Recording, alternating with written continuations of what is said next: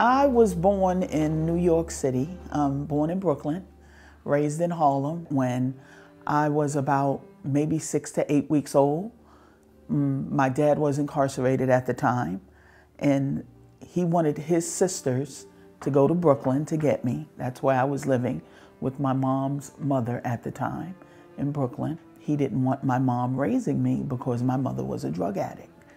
And this was like the first time that I had ever heard anything about my mom and where I was from and things like that. Because like I said, I've always had thought up until I was about 8 or 9 years old that my grandmother was my mother, and I always called her mom.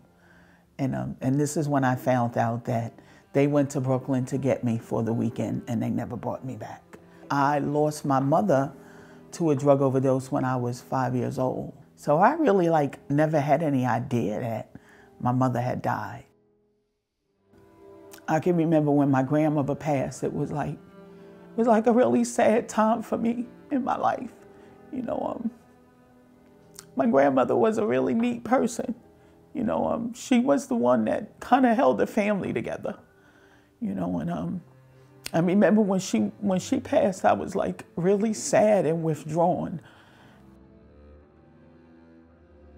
I kind of just followed in the pattern of family members, drugs, alcohol.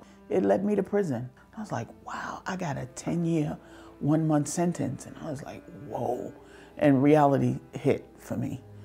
At the rate I was going, I wouldn't have never got tested, you know, because I thought I was too cute for that. You know, not ever once looking at how many times I allowed myself to have unprotected sex. You know, so why not me? I had to be at a medical facility for my HIV status. When they closed the medical facility down in Lexington, Kentucky, they moved me here to the medical facility that's here in Fort Worth, Texas. We had spoke casually a couple of times, and then I went through a situation with Child Protective Services, and I was having a really hard time, and I reached out to Dawn for help, and she was there to support me and to guide me and motivate me. Sometimes you can connect with people, you just know, that they've something about them, and then you find out they went through the same storm that you're going through, and you feel the empathy. I work for First Presbyterian Church of Fort Worth, where I have been a member also for the last 7 years. And I applied for this job as coordinator over the Mission Outreach program that's right here in the community, maybe about 5 walking blocks up Hemphill.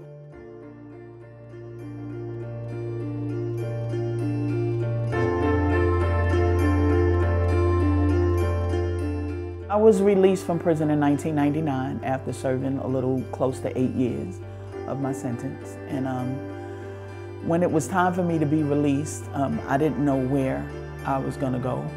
I know I didn't want to go back to New York City. I remember the first day that I came and they wanted to show me this apartment. And when I walked through the door and I just seen how spacious the apartment was. What really got me is when I walked to this door of my patio and looked outside and was able to see that skyline of downtown Fort Worth. Just kind of gave me a sense of New York City.